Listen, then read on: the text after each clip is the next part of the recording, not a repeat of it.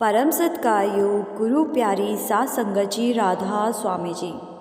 सात संगत जी, जैसे हम बाबा जी से प्यार करते हैं वैसे ही बाबा जी भी हमसे प्यार करते हैं। हम तो अपने दुख दर्द बाबा जी के आगे रख देते हैं, लेकिन बाबा जी कभी अपनी संगत को या सेवादारों को ये नहीं कहते कि उन्हें कोई तकलीफ़ है। बाबा जी से जब भी सेवादार या संगत पूछती है कि बाबा जी आप कैसे हो, तो बाबा जी यही कहते हैं कि मुझे क्या होना है, मैं तो बिल्कुल ठीक हूँ। तो सात संगत जी, बाबा जी का एक सेवादार था जो कि पेशे से एक डॉक्टर था और वो बाबा जी के साथ अक्सर रहता था। एक बार कुछ दिनों से बाबा जी की तबीयत ठीक नहीं चल रही थी, तो वो बाबा जी से कहने लगा कि बाबा जी मैं आपका चेकअप करता हूँ। तो बाबा जी कहने लगे कि बेटा मैं बिल्कुल ठीक हूँ। तो वो सेवादार कहने लगा कि कोई बात नहीं बाबा जी, मुझे एक बार चेकअप करने दो, मुझे तसल्ली हो जाएगी। तो बाबा जी ने कहा कि बेटा जब मुझे कुछ हुआ ही नहीं है तो चेकअप क्यों करना चाहते हो। तो वो कहने लगा कि बाबा जी मुझे वैसे ही रूटीन चेकअप करना है।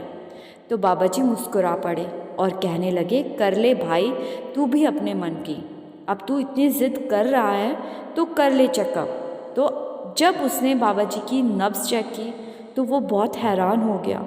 तो बाबा जी ने कहा कि क्या हुआ भाई, इतना हैरान परेशान क्यों हो गया। तो डॉक्टर कहने लगा कि बाबा जी आपकी नब्ज़ तो ना के बराबर चल रही है। तो बाबा जी ने थोड़ा हंसकर कहा कि ध्यान से देख भाई, नब्ज़ चल भी रही है या बंद है। तो ये सुनकर डॉक्टर हैरान हो गया और कहने लगा कि बाबा जी आप ऐसा क्यों कह रहे हैं। बाबा जी कहने लगे कि भाई मैं तेरे सामने सही सलामत खड़ा हूँ और तू कहता है कि नब्ज़ ठीक से नहीं चल रही।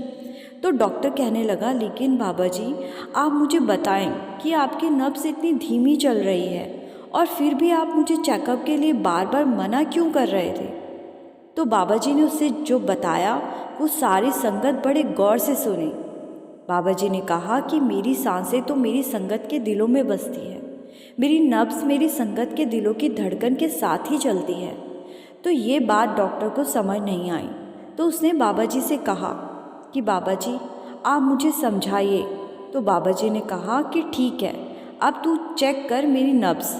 तो डॉक्टर दोबारा चेक करता है तो बाबा जी की नब्ज़ ठीक से चलने लगती है। तो ये देखकर डॉक्टर हैरान हो जाता है और पूछने लगता है कि बाबा जी ये कैसे हुआ।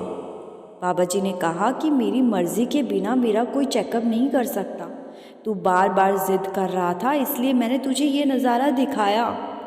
मेरे सत्संगी मेरे लिए सबसे प्रिय है और वो मुझसे प्रेम करे ना करे लेकिन मैं उनसे बहुत प्रेम करता हूँ। तो डॉक्टर कहने लगा कि बाबा जी आप ऐसा मत सोचिए, आपके सत्संगी भी आपसे बहुत प्रेम करते हैं। तो बाबा जी ने कहा कि क्या तू भी मुझसे प्यार करता है। डॉक्टर ने बड़े गर्व के साथ कहा हाँ बिल्कुल बाबा जी, मैं भी आपसे प्रेम करता हूँ। तो बाबा जी ने पूछा कि ठीक है, तो मुझे ये बता कि तू दिन में कितना समय भजन सिमरन को देता है। तो ये सुनकर डॉक्टर ने सर झुका लिया। बाबा जी कहने लगे कि बस इतना ही प्यार करता है तू मुझसे, ऐसे बातों से प्रेम नहीं होता, प्रेम में तो बात माननी पड़ती है, लेकिन मेरी संगत मेरी बात नहीं मानती तो मैं कैसे मान लूँ कि वो मुझसे प्रेम करती हैं।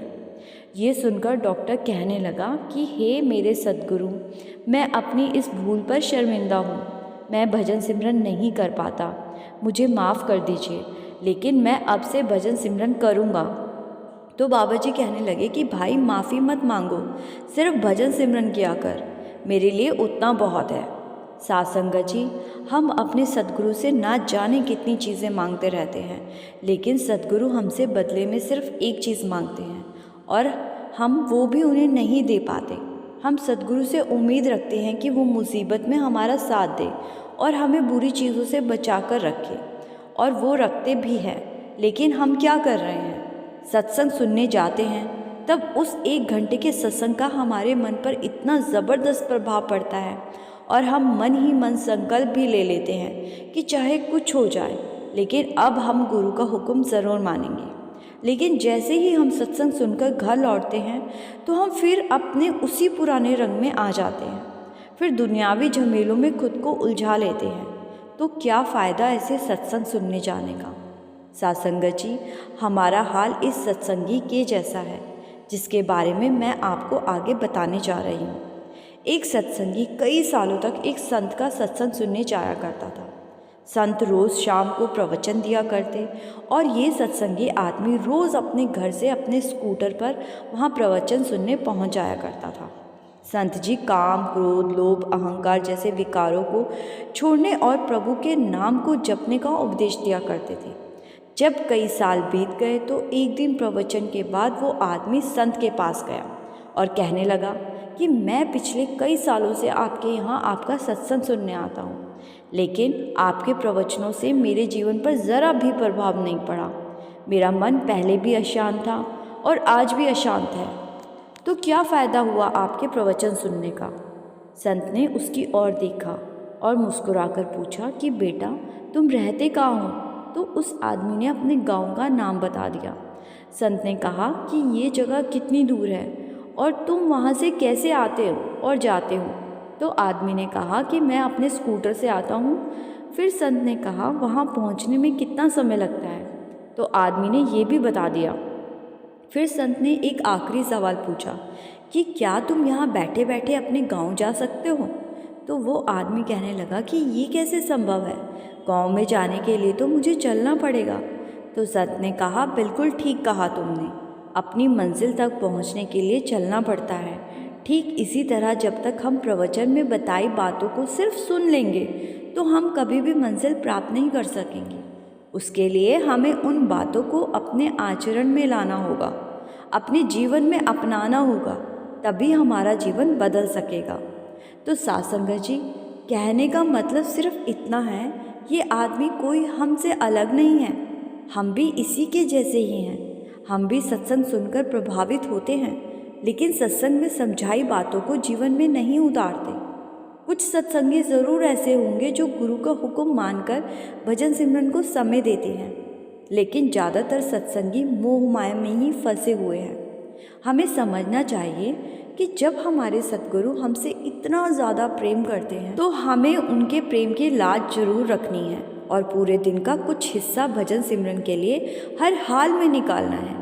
साथ संगत जी, आशा करती हूँ साखी आपको अच्छी लगी होगी।